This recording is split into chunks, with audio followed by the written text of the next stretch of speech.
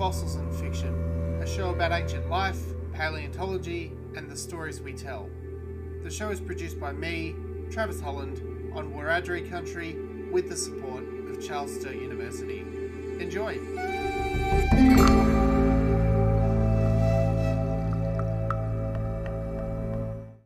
Bronwyn Saunders is a Canberra-based author whose first book, Diprotodon, A Megafauna Journey, was published by CSIRO Publishing in 2023. Diprotodon was the largest ever marsupial. It lived during the Pleistocene and went extinct about 25,000 years ago. Diprotodon was very widespread, being known so far from Queensland, New South Wales, Victoria, and South Australia. The book features a young Diprotodon journeying across the landscape and meeting other animals of his time. It is illustrated by Andrew Plant. We have a copy of Diprotodon to give away within 2 weeks of this episode being released. Check our Instagram for details. Here's author Bronwyn Saunders. I'm honoured, Travis, to be here and to be involved in fossils and fiction and to add to the science communication research project at Charles Sturt University. Oh, thank you so much, and welcome to the show. Now, you describe yourself as a citizen scientist and author. Yes. Tell me about how those two parts of your life fit. Well, one kind of became necessary because of the other. So I found myself in needing a new profession. And I looked into writing and I followed that, and that's what I've been doing for the last 15 years. And then suddenly, after many years of trying, which we'll get to, I find that CSIRO want to publish me. And I look around and I'm like, I'm not a scientist. And tried to work out how I fitted.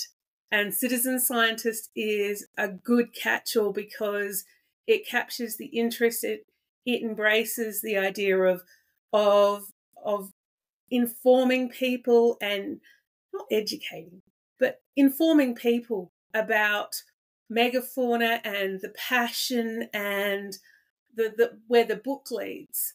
And so that was an added on title because that's where I found myself. No, that's really lovely. The notion, people are not one thing, and so having multiple identities that fit together is really interesting, and figuring out a way for you that those do fit together with that sort of narrative or story part of it is lovely. Now, I invited you on because I wanted to have a chat about your book, Diprotodon, A Megafauna Journey, which I have a copy of here and is published by CSIRO Publishing. They very kindly supplied me with a copy to give away as well. So that'll be happening on my social media. If you've got a young person in your life who'd love to get access to this book. Not just a young person. No, well. CSIROs have recommended, because they need to, from 6 to 9. But I think between 2 and 200, if you didn't learn about it in school, because I didn't, then... everyone needs to know about megafauna, especially Australian megafauna, because we're unique, of course. So, that's kind of gets to the point. The megafauna are important. People want to know about them. You've already mentioned inspiring. Why Diprotodon? Why did you focus on Diprotodon for this? Okay, well, this one, to go back a little bit. Yeah, go for it. I mentioned that I took up writing to begin a second career. Or prepare for a second career. And as part of that, my writers group that I'm a part of, we put in an Australian Arts Grant application, Australian Literary Arts Grant, sorry. And as part of that, we got a mentor, and the mentor that we had ended up being Sue Whiting, which was the first person we'd all gone to see, and that's how the group started. So it was kind of full circle that this person would be our mentor. And she kind of said, well, what's your passion project? And a couple of Christmases before, that's the other thing. I also market myself as the kid from Kalangadoo.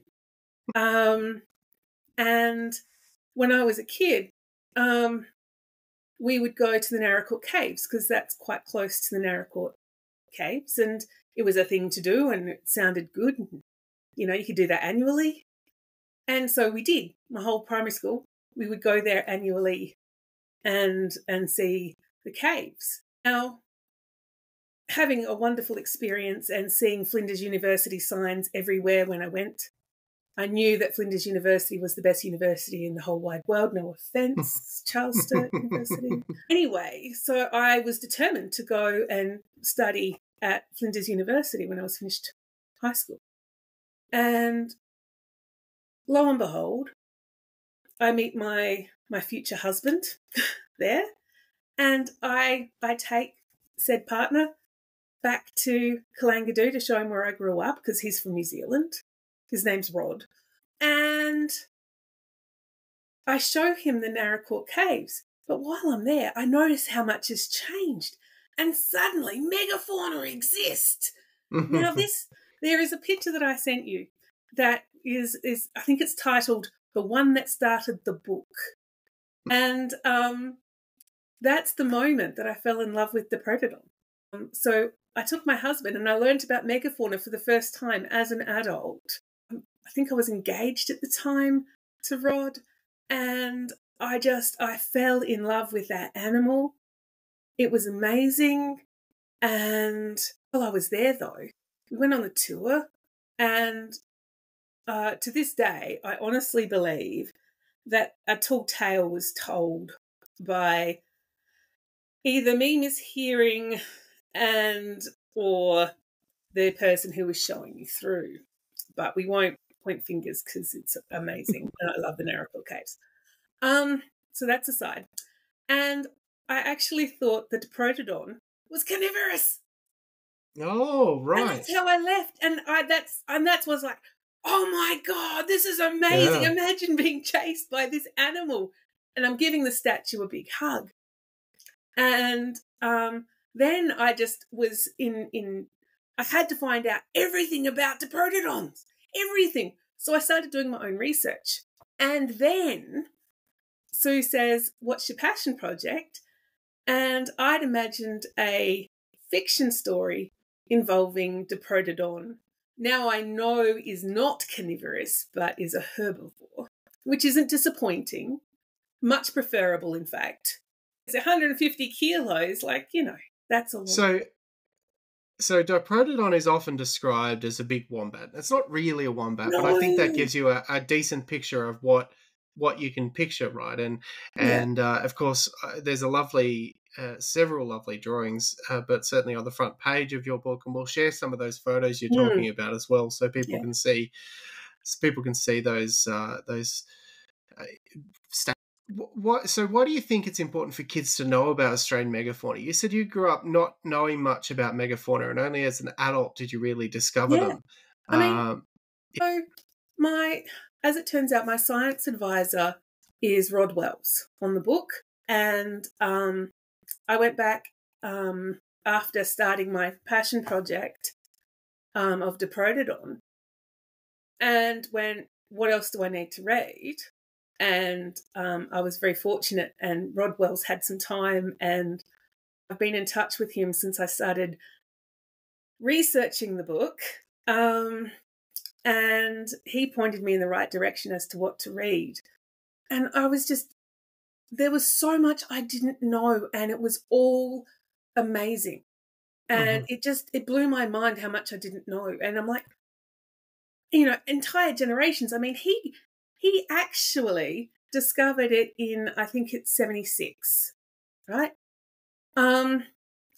Before I was born. And I don't know why we didn't know. It might have been because at that time, the 80s, they were still trying to get the Narracourt Caves and the ones up in Queensland at the same time listed, World Heritage listed. And so I understand that it wasn't a part of the curriculum yet. But even through university, none of this came to light until after. And so there's, generations of Australians who don't know about megafauna, and the fact that we have awesome megafauna and they're amazing. Yeah. We really do. There are some extraordinary, just like today, that there are extraordinary animals scattered throughout the Australian continent. The extinct animals here are often unique, Yeah. and not very well known on the rest of the world stage, but they are really quite extraordinary animals. So. When you mentioned it was discovered in the 80s, you mean the fossils in South Australia were Yeah, discovered the in the fossils 80s? Yeah, in yeah, yeah. So they were trying to get, you know, the World Heritage listing and that sort of stuff. So yeah. I understand that there are other places in, you know, I don't mean to be territorial. No, no, no, no. I was just being, well, I was probably being a little bit territorial because the first ones were discovered a little just Oh, where I am on Wiradjuri country up the road in Wellington Caves. So, yeah, yes. But that was all the way back in the 1830s. So, yeah. but no, I just wanted to check. That's that's a really nice story, though, and I think the origin of your book, being part of that natural personal discovering, Mm. is what gives hopefully the story some of that resonance as well, and I think that's really nice. So, without giving too much away, I guess the young Diprotodon in your book goes on a little Mhm. journey of discovery, doesn't he, across the Australian. Yeah, that well, not so much the whole Australian continent, but it certainly looks like it in our drawings. But I mean, Diprotodons can travel as fast as a camel, up to Mm, 7 kilometers an hour. Like these big, I mean, this is an animal that we haven't introduced it properly. So no, it's 3 meters long, 2 meters tall, and is as big as a black rhinoceros, yeah. but as heavy as two of them. I mean, how does that happen? I don't get that. And Diprotodon, you have to unpick the name because it's really special. Di meaning two, proto Mhm. meaning first or front, and dont meaning tooth, Yes. first tooth. But this is a copy of Diprotodon's front teeth. Do you think he's named after his front teeth? Come on, answer the question, Travis. Do I think he's named after his front teeth? I'm going to say yes, but no. Yeah. This is one of my favourite things to do.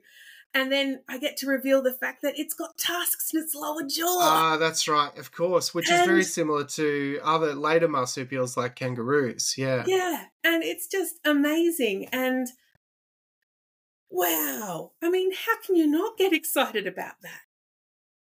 And I have to correct you, Travis. I'm very sorry. You Yes. said it's like a big wombat. Yes, it kind of looks like a big wombat. But if you say it kind of looks like a big wombat, then you're stepping on the toes of the giant wombat. Because scientists are so good at naming things. You know, we have a giant echidna and a giant. I mean, anyway, no offense. I didn't do the research. They're allowed to call it what they want.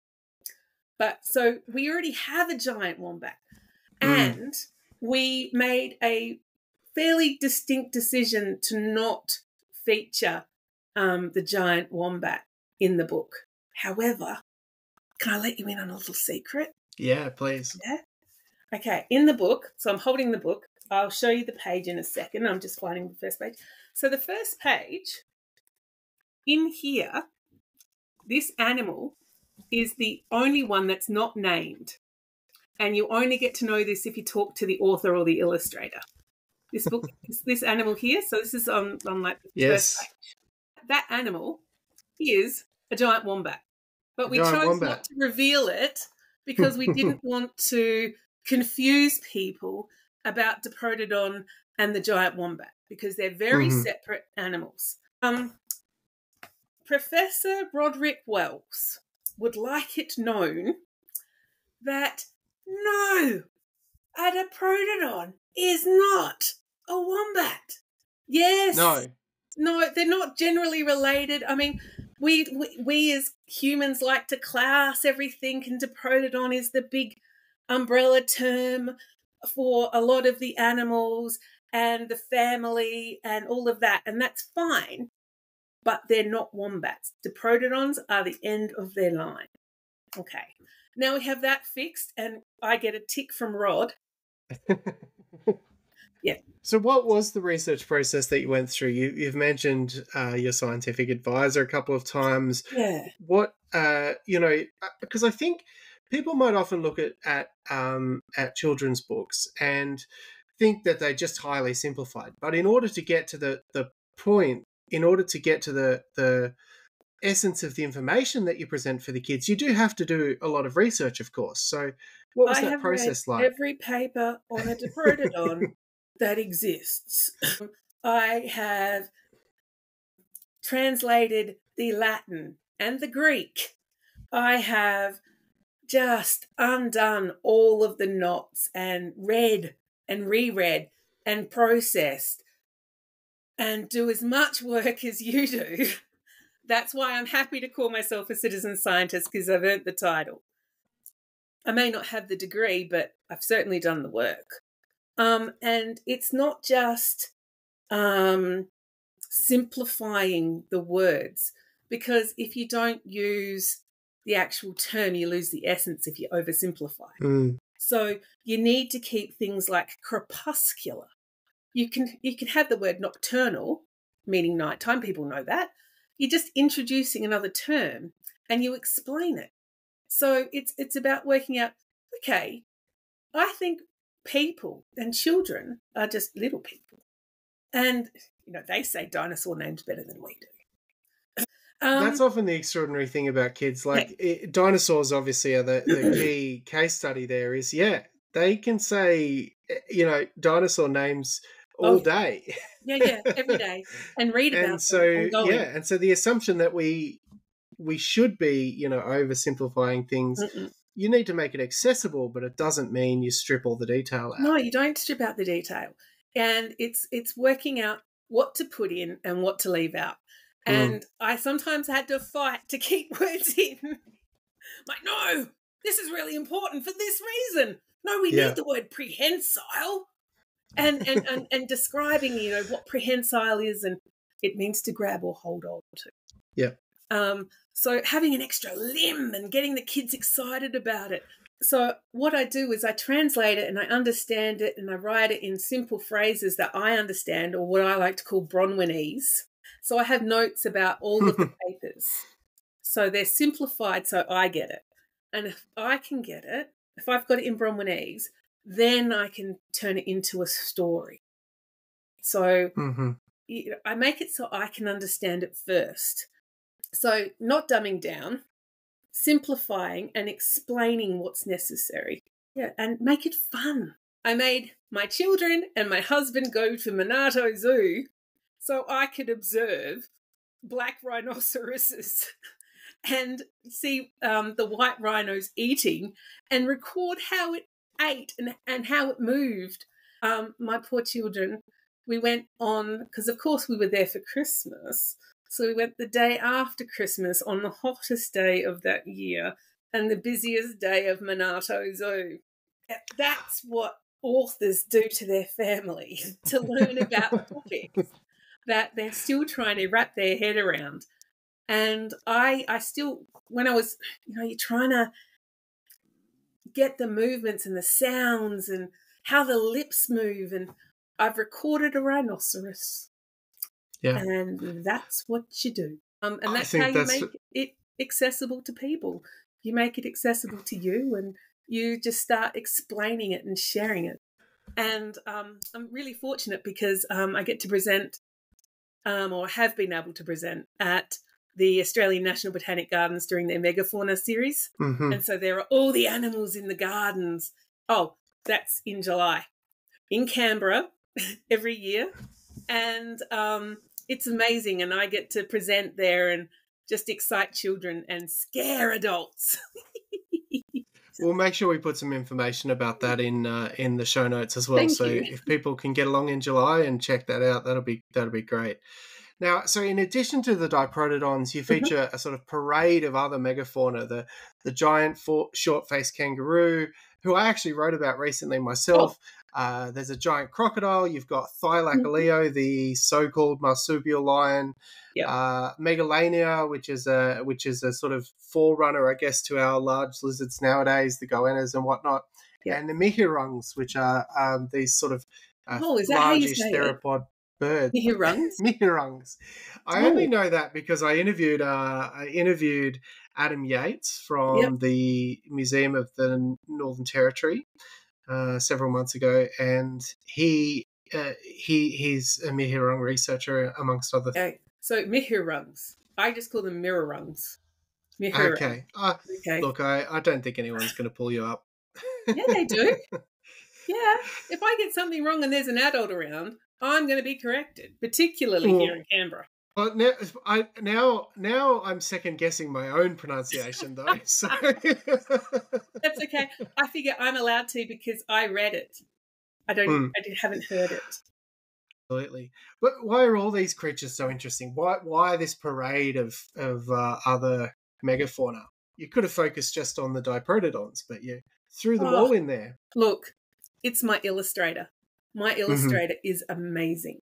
I just focused on the animal and the story and all of the wonderful pictured, unmentioned animals that are there. So the Mihirungs were always there. Crocodile was the most amazing and awesome addition.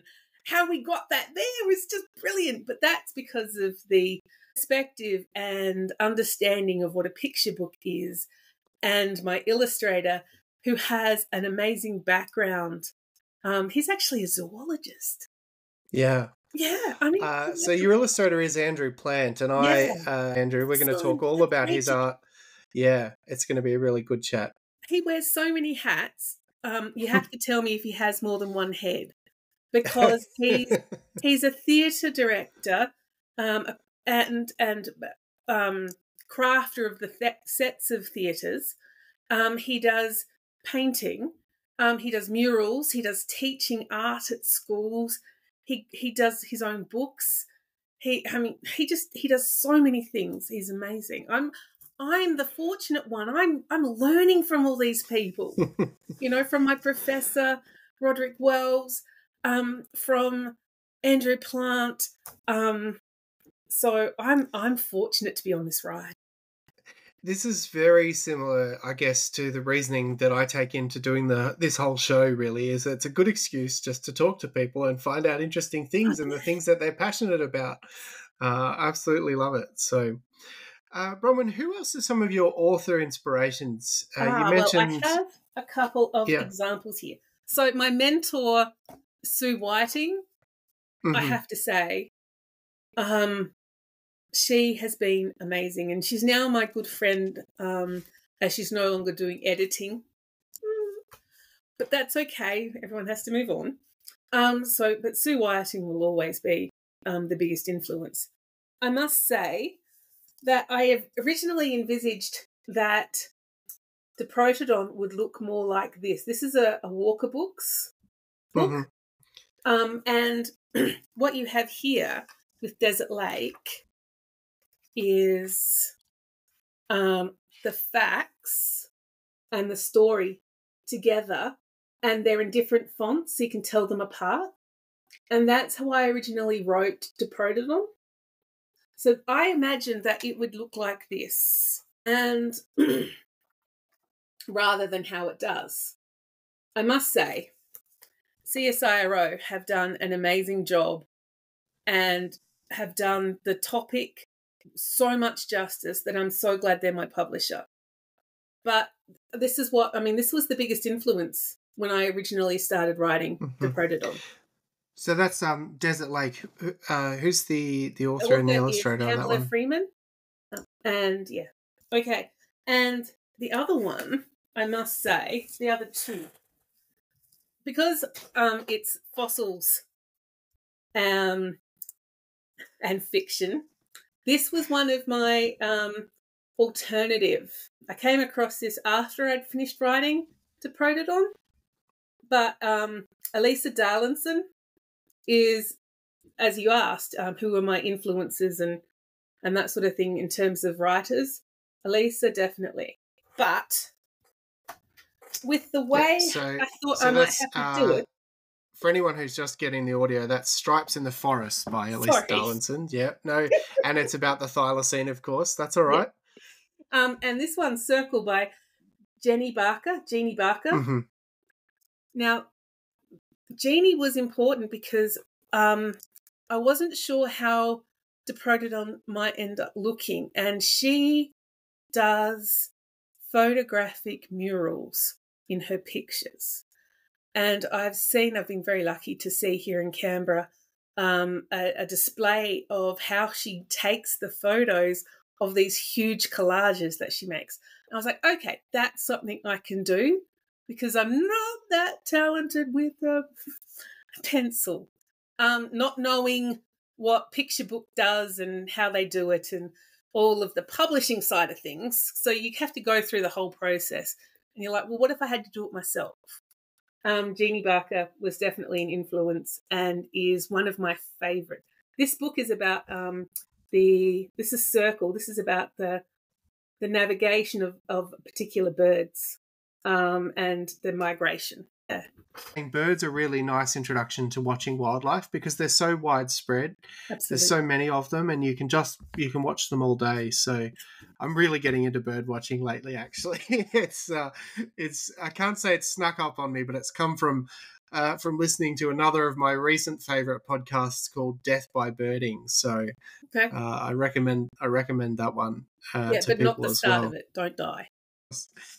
Now, without giving, I guess, away any trade secrets, are there any other prehistoric topics you'd like to tackle in a book for kids? If you can't give it away, that's okay. Yes, all of them. Okay, all of them. I have a list, and I'm working on one which I can't reveal because it's confidential information. I'm sorry. Ooh. In general, I guess you'd like to stick with Australian animals. Yes, but that doesn't mean I'm also dabbling in some fiction titles as well and ogres. Oh wow! No. As you do, because I'm sorry, you can't read too many papers about it. Yep, research can sometimes need an outlet, which is not research. Yeah, absolutely.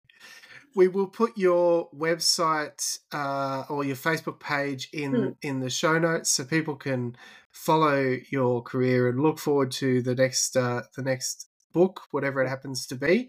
So Diprotodon, A Megafauna Journey is a really lovely book. And as I say, we do have a copy to give away. So as this episode comes out, you'll be able to jump on my Instagram page at Fossils and Fiction and figure out how best to get your hands on that copy. If you ever do meet the winner and you meet me, I'm happy to sign your book and tell me that you want it. There we go. Thank you so much, Bronwyn. This has been a real pleasure. Thank you. And thanks so much to Bronwyn for that fascinating interview about her journey in the creation of Diprotodon, A Megafauna Journey. Look out for the giveaway over on our Instagram page and a future interview with illustrator Andrew Plant. Thanks for listening. Find more info on the web at fossilsfiction.co and across social media. Follow and rate us on your favourite podcasting platform. If you have a story to share on the podcast, please get in touch. The theme music is Sonora by Lucas Morea.